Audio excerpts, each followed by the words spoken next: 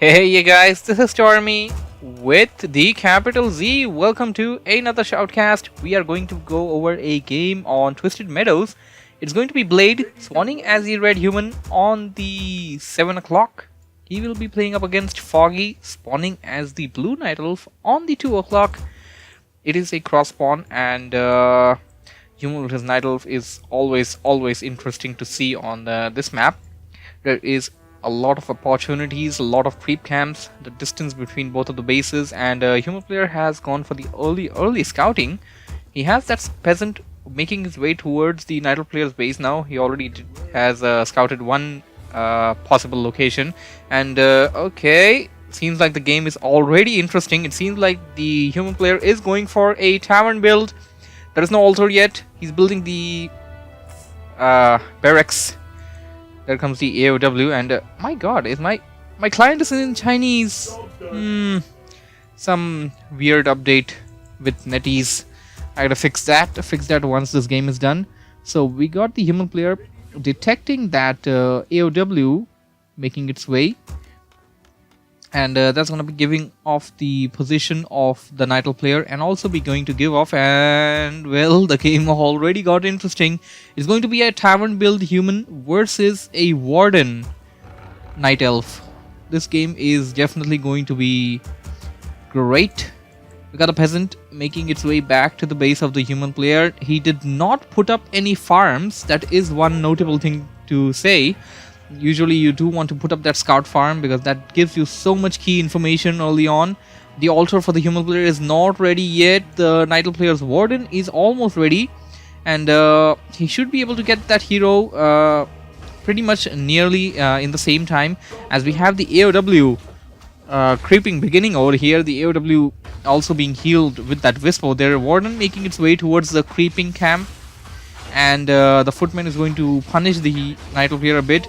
It's going to be a Thinker. Alright, it's going to be a Thinker, and the Thinker is actually heading back.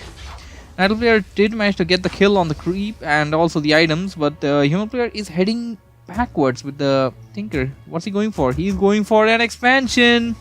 While he has that footman stationed near the Nightel player, who's going to, well, not punish, he's just going to do a little hit and run attempts. The footman can't really do all that much damage. Doesn't really have anything much which can do much damage, but the Nightel player will definitely be detected during this time, and he will have to stay on his toes, and at the same time human player will also be knowing what exactly Nightel player is doing. And yes, I was right, the Nightel player, after creeping that camp out, made its AOW eat the trees and go to the other orange camp. That's going to be giving the Nightel player, I believe, does it go level 3? I don't think it goes all the way level 3. Human player is done creeping this camp, well, nearly done. Got his Tinker to level 2, and the Warden will be nearing level 3. The Footman will die over there. Footman died to that Shadow Troll Priest. Warden will... I think it's gonna make its way to level 3 once this camp is done. Not bringing that wisp. He needs to be careful. He doesn't want to lose that AOW over there. And at this point of time, the Nightel player does not know that the human player has gone for tavern build. Now he knows. Now he sees the Thinker here. There goes the factory. And I don't know what he went for the second spell. He went for the passive one, or we went for the rocket spell. If he went for the rocket spell, that's going to be phenomenal. That's going to be helping the human player snipe down those units one by one. And oh my, Nightel player is surrounded. Nightel player's warden barely managing to escape. And oh no, he didn't manage to escape over there. He's stuck over there. Warden is stuck. Warden needs to use the TP or something. And okay, this is not turning out to be as the Nightel player had planned. Human player instantly creeping out that expansion point, setting it up and heading towards the Nightel player right like immediately. That's giving the Nightel player a really hard time. We got a second AOW at a proxy location near the natural expansion for the Nightel player, but at the same time human player does not know about this unless until he detected that Hunter's Hall. We got the Warden making its way towards the shop, picking up a Staff of Teleportation. Gonna be useful. And there goes that Pocket Factory. Pocket Factory gonna be spawning those Clockwork Goblins. They're gonna be dealing a lot of damage. And oh my, what the hell? Seems like the Nightel player detected that expansion. He had some wisps spawning around the map, and the wisps did detect the expansion. Night player using the wisp to teleport itself towards it, using that staff, and he will be doing some damage on this expansion point. The fan of knives and the shadow strike. He didn't go for blink, so but he doesn't want to lose this. I mean, he's going to trade his. He's going to trade the human player's expansion for his main. That's not a good idea. Foggy, what are you doing, man? Foggy's going to lose the altar. Won't be able to revive the hero or make a second one. He doesn't have the tree going for. He's not taking up. What I mean to say is, human player is also not taking up. So this is a very, very, very heavy tier 1 play. Now pulling in a few of those wisps to try and heal away the moonwells. The wisps are going to be taken out. The wisps are going down. Oh my, this is really bad. We got some work being done at the expansion point, and what's he doing? He's not even attempting to go back. Now he is. After losing 2 moonwells, after losing the altar, he now comes back over here and steals some mana from the Tinker. Tinker is attacking the big tree with everything he's got. The big tree is under danger, and now finally the Night player driving the human player away using the Huntresses at the expansion point, killing away a few of those peasants. He's also delaying the human player's extra income that he will be getting from that expansion, and that was some nice play over there. Actually, he lost the moonwells and all, but he did manage to pull the human player away from that attack and back to the expansion point. And he's right back at it. He is attacking the human player. The footman will not be able to counter the superior damage of the glaive throwing huntresses. More huntresses making their way towards the Night player. We got footmen attacking the big tree. Where are the huntresses? There are some more huntresses coming, making their way here. Human player pulling in militiamen, exactly what he needed. Night Elf needs to pull out right now. It's almost daytime. He cannot even hide and just get away with it. Although he's attacking the militiamen. Militiamen are under danger. What's the mana on that warden? Warden does have enough mana for more fan of knives. And the fan of knives can be devastating for the peasants. And seems like Night player will be returning back to the base while the Tinker is making his way towards the Night player's base once again. We don't have anything in production. I think he's saving up for tech. He's training more wisps. He's getting the altar, and he can't tech without the altar, I think. Night player buying himself boost of speed, perhaps. That little location over there, need to be really very, very careful. He's going to port himself near that moonwell, and he's going to attack. There goes the shadow strike. Oh my, move the camera away from the paddle. Shadow strike on the Tinker. Tinker is down to 30% of the hit points. He can chase it off because he does have boost of speed. The Tinker will not be able to. Okay, the Tinker also has the boost of speed, so he will be able to outrun. But there goes the shadow strike. There it goes. That's what I was trying to refer to. The shadow strike will be able to take down that Tinker, that slow poison damage, and that instant heavy damage. Shadow strike is really one of the really good nuking spells. And once again on that Tinker was revived using the tavern, but I think it's gonna survive this time as the Night player is surrounded with the footmen. Can't he escape? He can't escape, and his staff is on cooldown. He can't have escape. He doesn't have blink, and the warden will go down. So the hero kill has been revenged, perhaps. I don't even know if that's even a word. Human player picking up that hero kill right after the Night player took out his Tinker, and after he revived it, basically.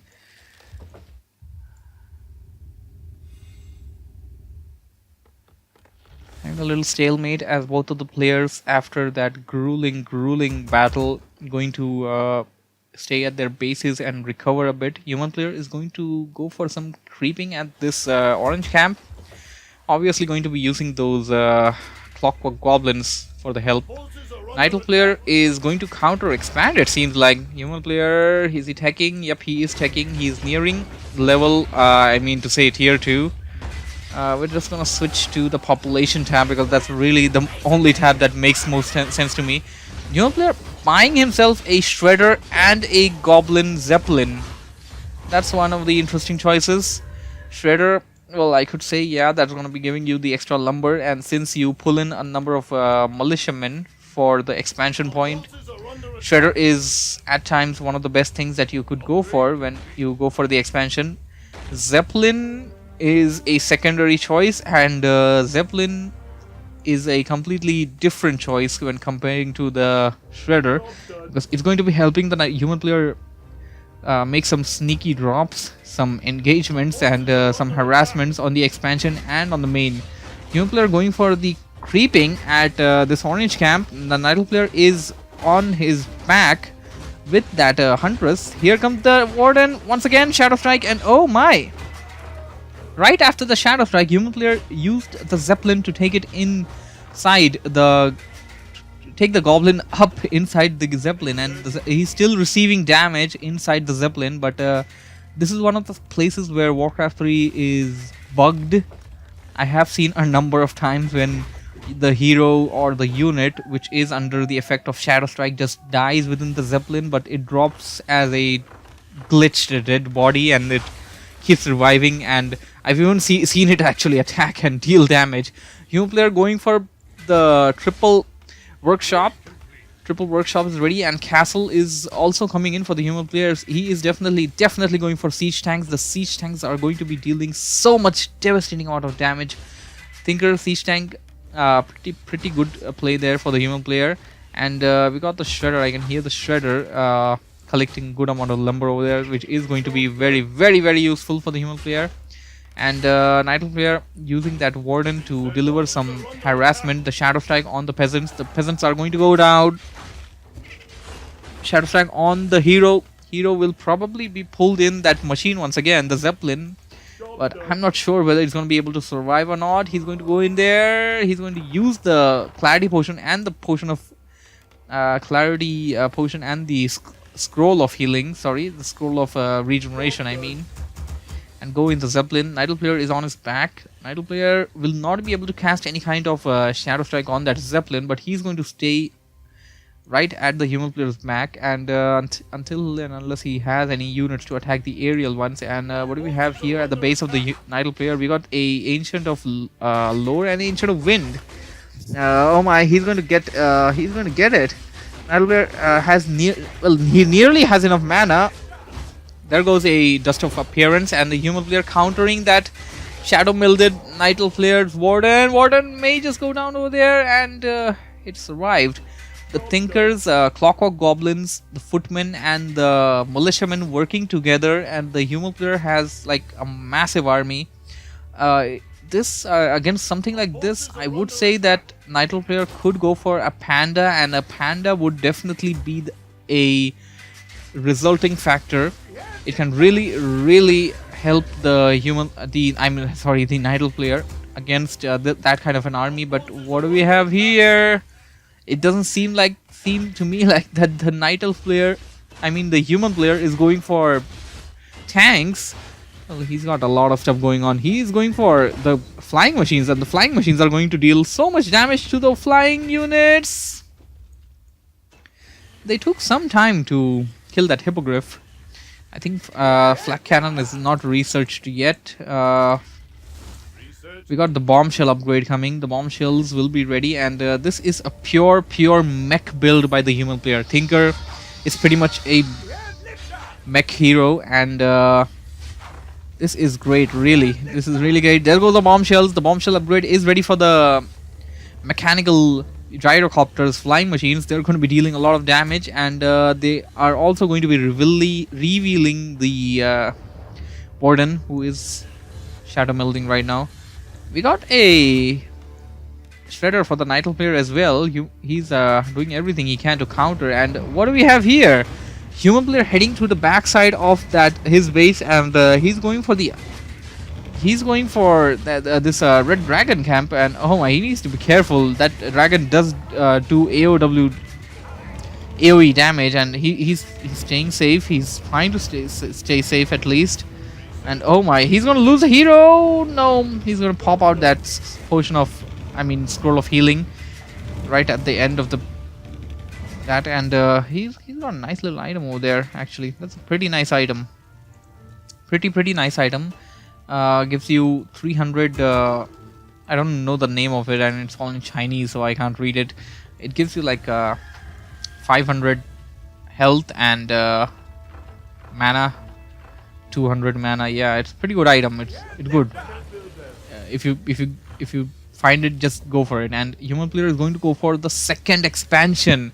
This is a pure mech play, and human player with the 2 expansions. And yes, this is what I was talking about earlier. Nidal player definitely wants to go for Panda. Panda will be so useful.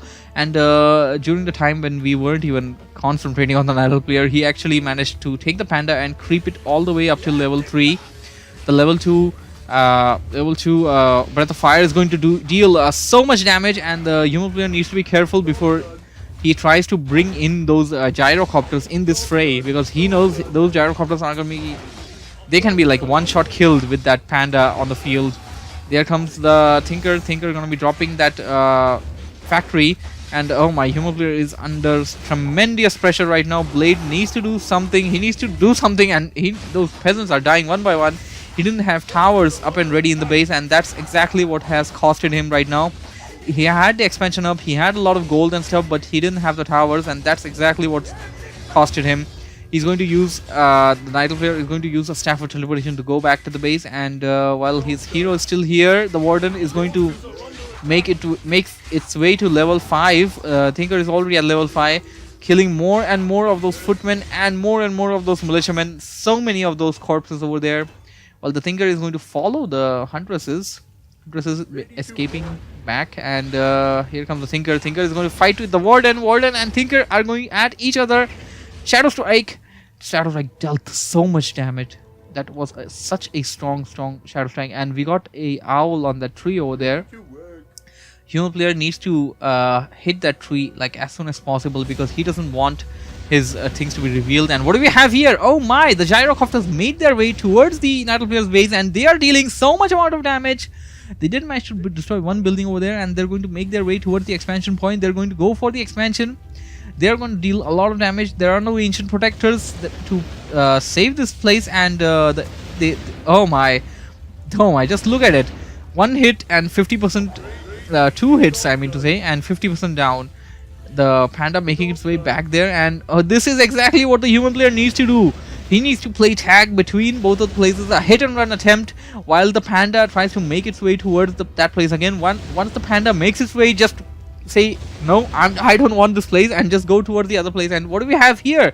Human player going for siege tanks, a pure mech build, and oh no, Nidal player actually uprooted the tree. Not sure what was that about, but he does have the gold supply from the expansion, and he only had like 2000 gold left in there. So he said like, I don't want it. I can't afford to lose the tree. So I guess that was his plan. And what do we have here? Panda. Oh, okay, Nidal player giving the human player some lesson over there by using that Staff of Teleportation to get back to the expansion. But the human player going back to the main, and now he's attacking the main with everything he's got. He also had siege tanks coming in. Siege tanks are right outside the Nidal player's base. Nidal player is going to lose the Tree of Eternity, and the human player with a triple gold mine, double expansion, that is, he is completely ruling this game, and he takes the victory. Nidal player at the end of the day did not have enough to take the victory and to deal with that kind of a build. And okay, Tinker also reached level 6, so that was like that mecha Tinker ability. These heroes aren't actually used all that much, so I don't really remember the name of that one. So that is pretty much about it. Hope you guys enjoyed this really wonderful game. Thank you for watching, thank you for listening. If you guys want to play with me, join me in my 1-on-1s, 4-on-4s and stuff, want to join me in something else like a 2 versus 2 perhaps, you guys can join my Discord server. I am linking the description to it in the description. I'm linking a link to it in the description below. I do mess up with my English at times. It is obviously not my native language, and people who have stuck this far seem to enjoy it, I guess. Whoever has stuck and watched this video so far, you definitely did enjoy it. So yeah, that's it. That's all. Subscribe for more. Z out. Bye bye.